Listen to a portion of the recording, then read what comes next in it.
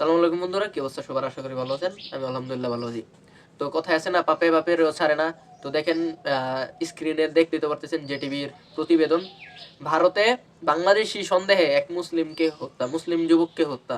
আসলে দেখেন, ধর্মান্ধতা, উগ্রবাদিতা এটা আসলে পৃথিবীর সব জায়গায় আছে ধরতে গেলে, বাংলাদেশে না শুধু। আমি বলবো, কারণ পাপে বাপেরও ছাড়ে না কেন।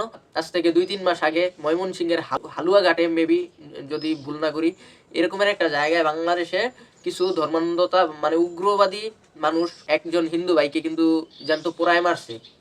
হ্যাঁ, এই বিষয়টা লক্ষ্য করে পাপে বাপেরও ছাড়ে না। কেন বললাম?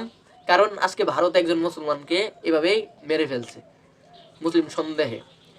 কারণ আসলে কি, পাপে বাপেরও ছাড়ে না, এটা আসলে নিয়তি ভাই, প্রকৃতির খেলা। আপনি পাপ করবেন, এই পাপ আপনার না হয় আপনার পরিবারের না হয় আপনার জাতির ভোগ করতে হবে।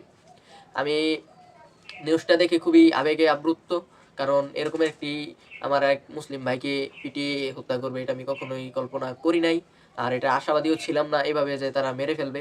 আসলে এখন দুনিয়ার মানুষ মানুষ না, এখন দুনিয়ার মানুষ হয়ে গেছে জাহিলি সমাজের থেকেও বড় ভয়ঙ্কর। মানে জানোয়ার ধরতে গেলে এক একটা, এগুলো মানুষ বলা হয় না। বাংলাদেশে যে ঘটনাটা ঘটছে, নিন্দার ঝড় তুলছে ভাই, ইন্টারন্যাশনাল মিডিয়াতে পর্যন্ত ছড়াইছে। বাংলাদেশের মানুষ কিভাবে এই কাজগুলো করতে পারে? তোরা বেটা, সবার কথা বলার অধিকার আছে, সবার বাঁচার অধিকার আছে, ধর্ম বর্ণ নির্বিশেষে তো মানুষ। সে অন্য ধর্মের হয়েছে তো কি হয়েছে, সে তো আমারই ভাই ধরতে গেলে। আজকে বাংলাদেশে এক হিন্দু মারবি, পরশুদিন ভারতে এক মুসলমান মারবো। এভাবে যদি করতে থাকে তাহলে পৃথিবীতে মুসলমান হিন্দু এদের ব্যাপারে ভালো একটি মেসেজ যাবে না। হ্যাঁ, যাই হোক, আমি এটার তীব্র নিন্দা জানাই। আমি ভারত সরকারকে বলবো, এই ধরনের উগ্রবাদিতা যেন ভারতে না হয়, এই ধরনের সন্ত্রাসবাদ যেন ভারতে না হয়। আপনারা এগুলো লক্ষ্য করুন।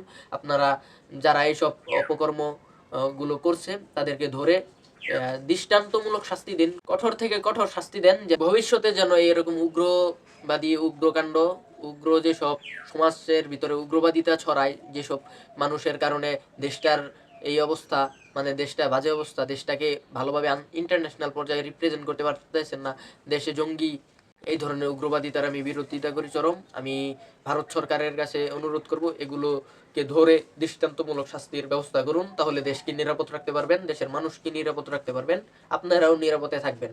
ধন্যবাদ।